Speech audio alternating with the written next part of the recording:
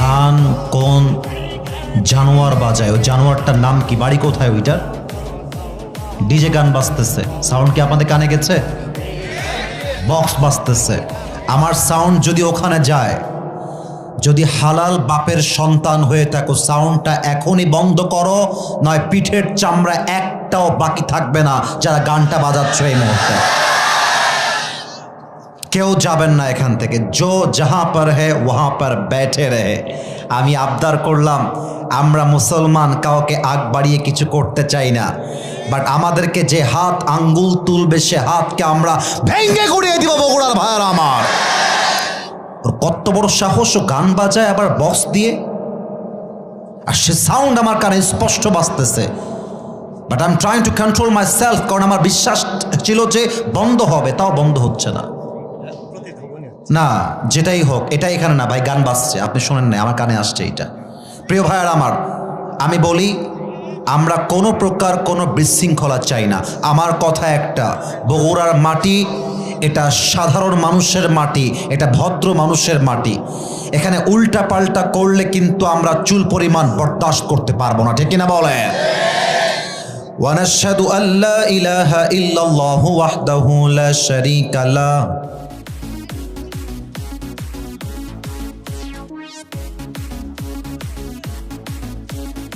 আপনার বললেন এটা বক্সের সাউন্ড, ভাই আমি কি নতুন নাকি রে ভাই? আমার বয়স কি আপনার খুব বাচ্চা মনে হয়? তা আমি তো চুপ আছি। Why the sound is creating right now? Sound হচ্ছে কেন? বাজাচ্ছে, এটা আমি শিওর, 100% শিওর।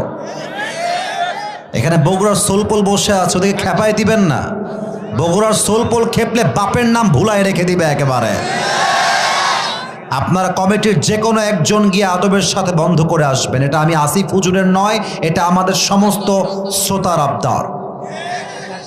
আমি আর কোনো কথা চাচ্ছি না, এর মাঝে বন্ধ হয়ে যাবে। আস্তাগফিরুল্লাহ। বগুড়াবাসী কেমন আছেন আপনারা সবাই? ওয়াজ কিন্তু শুরু হয়ে গেল। আলহামদুলিল্লাহ, আল্লাহ শুকরিয়া, আমিও অনেক ভালো আছি।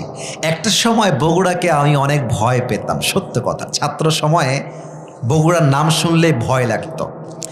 বগুড়াতে আমি আবার পড়াশোনা করেছি। বগুড়ার জামিল মাদ্রাসা, একটা বড় মাদ্রাসা আছে, হয়তো বা আপনারা চেনেন।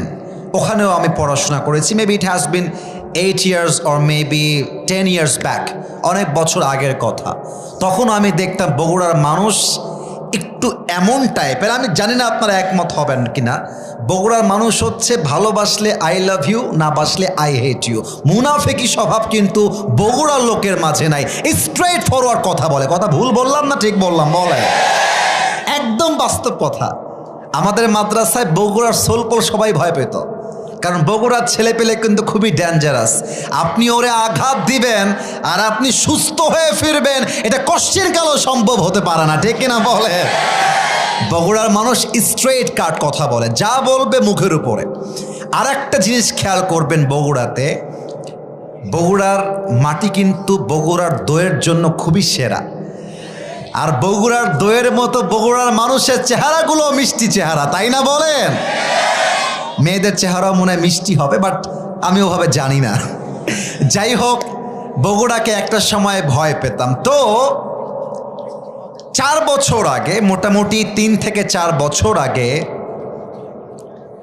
বগুড়ায় একটা আমার ডেট আসে। আমি তখন এতটা ফেমাস ছিলাম না, এতটা লোক আমার মাহফিলে হতো না, একদম সোজা সত্য কথা। তো মোটামুটি 4-5টা বাস ছিল, ছোট্ট একটা মাঠ আমার, ওইটা বগুড়াতে প্রথম মাহফিল। তো আমার মনে আছে, লোক যা আসছে, মিডিয়াও সেম 40-50টা ক্যামেরা আমার সামনে, বগুড়া শহরে মাহফিল।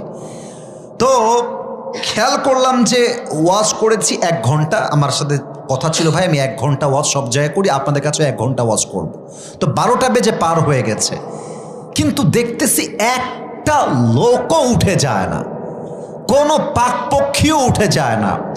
ওই দিন থেকে বুঝতে পারলাম, বগুড়ার মানুষ যখন ওয়াজ শুনতে আসে, টাইম দেখে আসে না। যদি ভোর রাত পর্যন্ত ওয়াজ হয়, ওরা ফজরের নামাজ পড়ে বাসায় যাবে, ঠিক কিনা বলে? আজ আলোচনার বিষয় দুনিয়ার জীবন না পরকালের জীবন? এবার বগুড়ার সাউন্ড এসেছে। আমি 3টা ইমানি প্রশ্ন করছি, 3টা ইমানি প্রশ্ন। যুবক ভাইয়েরা, তোমরা কিন্তু বুঝে উত্তর দিও, এটা আমাদের বগুড়ার সম্মানের ব্যাপার। না বুঝে উত্তর দিলে কি হবে জানো? আমাদের সম্মানে আঘাত লাগবে। আমরা বুঝে বুঝে উত্তর দিব। বলেন, 1 নাম্বার প্রশ্ন আমি জিজ্ঞেস করছি। আমি আসিফ হুজুরের বয়স মনে করেন 30-এর কাছাকাছি, কথার কথা। আপনাদের কারো বয়স 40, কারো বয়স 30, কারো বয়স 60। আমার প্রশ্নটা বুঝবেন। আপনি যে এই মাহফিল থেকে বাসায় জীবিত ফিরে যাবেন, do you have any guarantee about ইট?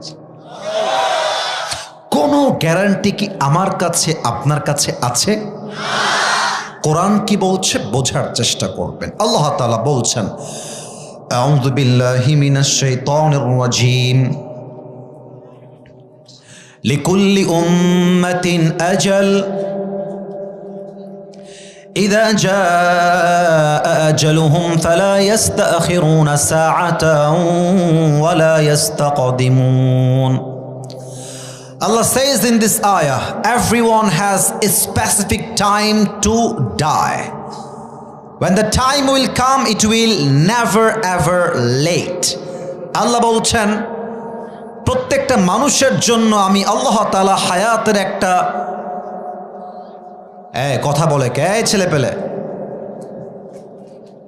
ডান পাশে তোমাদের কয়েকবার আমি আওয়াজ পেয়েছি। This is the last warning for everyone.